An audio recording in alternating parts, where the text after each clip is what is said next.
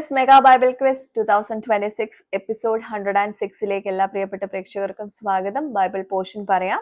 നെഹമ്യാവ് 8 മുതൽ 11 വരെ, അപ്പോസ്തല പ്രവർത്തികൾ 17-ാം അധ്യായം. അപ്പോൾ ഓൾറെഡി പോർഷൻസ് പറഞ്ഞിട്ടുള്ളത് കൊണ്ട് തന്നെ എല്ലാവരും വായിച്ച് റെഡി ആയിട്ടുണ്ടാവും എന്ന് കരുതുന്നു. ക്വസ്റ്റ്യനിലേക്ക് പോകുന്നു. ആദ്യത്തെ ചോദ്യം, 3 അക്ഷരമുള്ള ഒരു താഴ്ന്ന പ്രദേശത്തിനകത്ത് വേദന എന്നർത്ഥം വരുന്ന ഒരു പദമുണ്ട്. ഈ താഴ്ന്ന പ്രദേശത്തിനെ മറ്റൊരു പേരിലും അറിയപ്പെടുന്നു. എന്താണത്? ക്വസ്റ്റ്യൻ റിപ്പീറ്റ് ചെയ്യാം. 3 അക്ഷരമുള്ള ഒരു താഴ്ന്ന പ്രദേശത്തിനകത്ത് വേദന എന്നർത്ഥം വരുന്ന ഒരു പദമുണ്ട്. ഈ താഴ്ന്ന പ്രദേശത്തിനെ മറ്റൊരു പേരിലും അറിയപ്പെടുന്നു. എന്താണത്? രണ്ടാമത്തെ ക്വസ്റ്റ്യൻ, ആഹാരം എന്നർത്ഥം വരുന്ന 2 അക്ഷര പദം എന്ത്?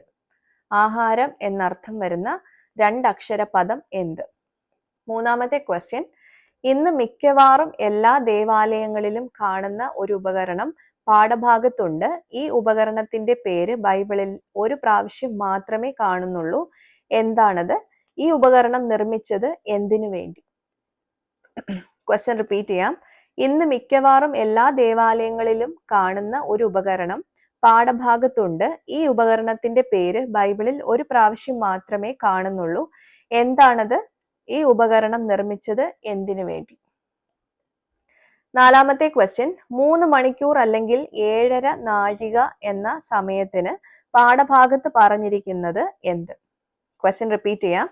3 മണിക്കൂർ അല്ലെങ്കിൽ 7:30 നാഴിക എന്ന സമയത്തിന് പാഠഭാഗത്ത് പറഞ്ഞിരിക്കുന്നത് എന്ത്? ഫൈനൽ ക്വസ്റ്റ്യൻ, അഞ്ചാമത്തെ ക്വസ്റ്റ്യൻ, പഴയ നിയമ പാഠഭാഗത്തുള്ള ഒരു പുരുഷനാണ് ഞാൻ. 4 അക്ഷരമാണ് എൻ്റെ പേരിന്. എൻ്റെ പേര് തുടങ്ങുന്നത് ബൈബിളിലെ ഒരു സ്ത്രീയുടെ പേരോടുകൂടെയാണ്. എൻ്റെ പേരിന്റെ മൂന്നാമത്തെ അക്ഷരത്തിനോട് കൂടെ ഠം അല്ലെങ്കിൽ അം എന്ന ചിഹ്നം അല്ലെങ്കിൽ അനുസ്വാരം ചേർത്താൽ നേട്ടം അല്ലെങ്കിൽ വരുമാനം എന്നർത്ഥം. പേരെന്ത്? ക്വസ്റ്റ്യൻ റിപ്പീറ്റ് ചെയ്യാം. പഴയ നിയമ പാഠഭാഗത്തുള്ള ഒരു പുരുഷനാണു ഞാൻ. 4 അക്ഷരമാണ് എൻ്റെ പേരിന്.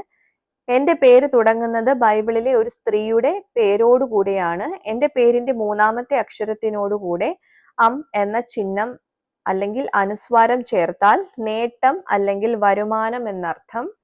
പേരെന്ത്? ഓക്കെ, അപ്പൊ ഇതാണ് 5 ക്വസ്റ്റ്യൻസ്. എല്ലാവർക്കും ഇപ്പോഴേ ഉത്തരം കിട്ടിയിട്ടുണ്ടാവുമെന്ന് കരുതുന്നു. അപ്പൊ നിങ്ങൾ ചെയ്യേണ്ടത് താഴെ കാണുന്ന വാട്സപ്പ് നമ്പറിലേക്ക് നിങ്ങളുടെ ആൻസേഴ്സ് വിത്ത് റെഫറൻസ് അയച്ചോളൂ. ശരി ഉത്തരങ്ങൾ നാളെ റിവീൽ ചെയ്യുന്നതായിരിക്കും. അപ്പൊ രാവിലെ നമുക്ക് ഉത്തരങ്ങളുമായിട്ട് വീണ്ടും കാണാം. Till then, it's me, Angel, signing off. Bye and take care.